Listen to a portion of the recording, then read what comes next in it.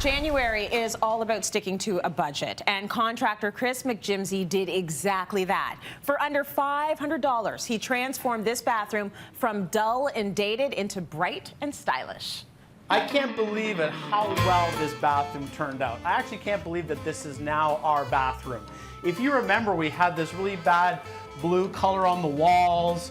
We had these blue glazed tiles in the shower, mismatched floor tiles, and we had absolutely zero storage. By far the most dramatic transformation in this bathroom is the wainscoting that we painted this Van Dusen blue. Absolutely love how it turned out. It's a really nice contrast to the walls and the ceiling that we painted in this matte white finish, but I feel also complements the reglazed tiles that we did in white in the entire shower surround.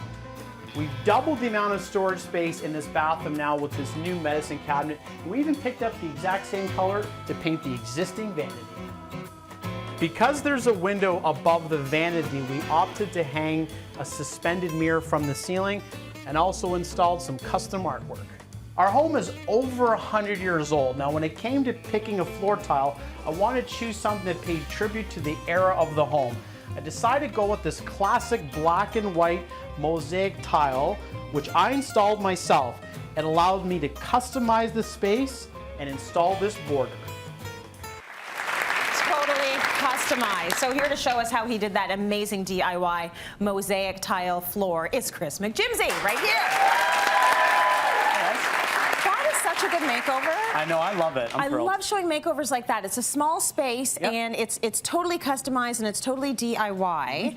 Now, a lot of planning went into the laying down of those tiles. Exactly. Everyone would see if you made a mistake because it's such a long, narrow space, right? So how do you do it, and what do you need to keep in mind? Well, like every job, I always like to stress is it's all in the prep. Anything, it's the prep. Take your time. A lot of people want to do any type of DIY, they want to rush through this. This is one you do not want to rush because these little Mosaic tiles, it can run away from you. So it's all about in the prep. We want a really flat, dry surface, whether we're doing walls or we're doing floors. So we did the floor. The floor was done. It was prepped. It was flat. The next thing we want to do is because of this type of tile, I like to dry fit the space. Now you saw the bathroom there, it's really narrow.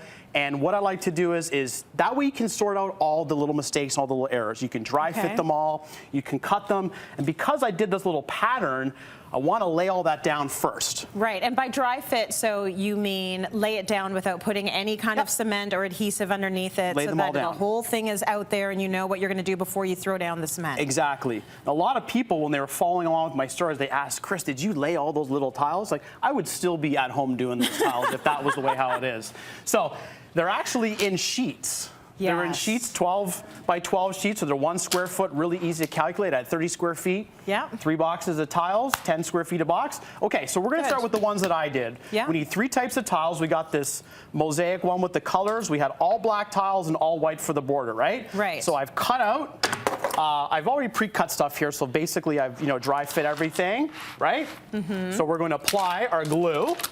And because of we're using this, we're going to use a V-notch trowel. The little Mosaic tiles, you want a smaller notch. Right. The key is not to have too much adhesive squirt through there, because at the end when we go to grout it, it's going to be a nightmare to clean it. So you can actually start putting this down already, even though we haven't made our little flowers or anything yet? You're just doing the first layer? We're doing the first one. So the first demo here is going to be what I've done in the bathroom, right? The exact same tiles we did in the bath.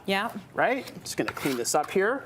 Right, I've already dry fit it. What I like to do is I like to slide the tile across the dry ones like that. And then once they're in, they're in.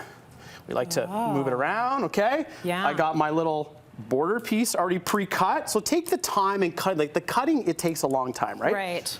I'm gonna let that little guy go in there like this. Are you cutting it with anything special? Yeah, I like to use a utility knife. Really sharp blade. I don't cheap out on utility knives or on blades. And then the next thing I like to do is I like to use this float trowel. This is what we use for grouting. To evenly apply pressure, and then we can move the tiles. Because there's so many grout lines here, we don't want all the mortar and glue squirting through. Okay? So we got that one done. Right? We'll get a little edger in there, right? Okay. So that's that one. The next one is these little floral patterns. I love these, right? So like I said before, we like to dry fit, right? So this side's been dry fit. made my little florals. I've traced them out, right? Now I've cut them out. Okay. Okay, I'm gonna get your hand here, actually, Tracy. I'm gonna apply the mortar. Okay. Okay, so here's our glue. And what am I gluing down exactly? I'm gonna work the trowels. Before the glue dries. Yeah. Tell me what's going on. And that's why I say dry fit, because if you have a mix, if you have a bucket of cement mix or you have your glue out, if you're, cutting out each little tile, Forget it. Forget it. By the time you get to the end of the room, the glue has already been dried, the cement's dried, it's a nightmare, and then you're rushing to clean it up. And I stress not having all that glue come through, because what happens is when you go to grout it, it's next to impossible to grout it. So you can still move it around a little bit. Still move it around. We have our float trowel. Okay, you want to put the little flour in? Yes, I will. There you go. The trowel's in the way. Beautiful. Sorry, I got some cement on there. Yeah, this stuff is all water soluble. And then the middle? Yeah, put the little guy in there. You want to put one more in? Sure. We got one more there. So we'll put that guy. I didn't do like your cool little sliding action. That's okay. I'll do it now though, look. Yeah. Ooh. There you go. Beauty. And then apply a little even pressure. Beautiful. Nail that down. We let this dry for 24 hours. Yeah. And then that's when we grout. But we don't always have to do just borders or little flowers. We can do something fun. In my entranceway, I did the number of my house, which was 81. Oh, nice. Or you could do, Look at that. Some initials. Tracy Moore, or do something a little fun, right? Very nice. Take the time. Take the time to plan and to cut everything out. Because you had such a small space as well, it made sense for you to make it so custom. It's beautiful. It's such a standout, the tiles in your bathroom. I love this style of tile. It's been around for about 100 years. I feel like there's kind of resurgence with this style, and it never goes out. Black and white mosaic tile. It'll always be in. We're showing folks how to do what you did with your instructions on our website. That's cityline.tv.